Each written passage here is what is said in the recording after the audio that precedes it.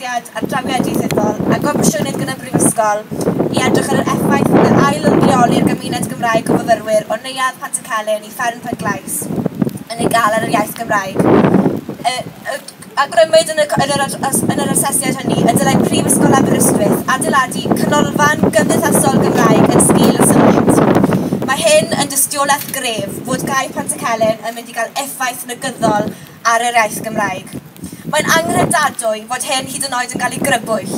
Deffrwch Brifysgol Aberystwyth, mae'r ganolfan Gymraeg yma yn bodoli'n barod a Neuadd Pantycelyn yw ei. Beth yw'r pethau arall oedd ar goll yn yr adroddiad? Wel, oedd yna gwbl o gwestiynau yn doedd ar goll. Os ych chi wedi gweld yn ei beidio, gewch chi glywed nhw nawr. Beth yw cynlluniau'r Brifysgol ar gyfer yr adeilad? Dach mlaen, Brifysgol, ni mae'n gwybod beth chi moyn neud gyda'r adeilad ma sy'n mor arbennig. Ar drail cymuned Gymraeg, un o'r unig rai. Chymod, maen nhw'n ddigon prin yng Nghymru fel maen nhw. A'r cwestiwn mawr wrth gwrs, a mae hwn yn bwysig. Pam nad yw'r Brifysgol wedi buddsoddi yn y neuadd hon cyn heddi? Pam bod nhw?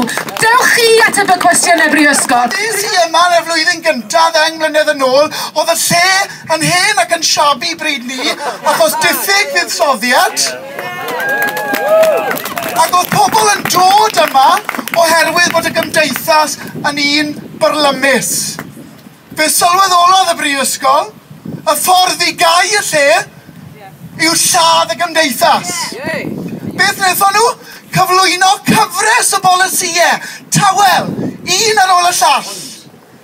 Pe na bai'r Brifysgol yn penderfynu newid i meddwl dros y misoedd nesaf, dros y flwyddyn nesaf, wel, pe bai chi'n penderfynu? Pe bai chi'n penderfynu meddiannu'r lle yma sydd yn eiddo i chi, sydd yn eiddo i ni gyd?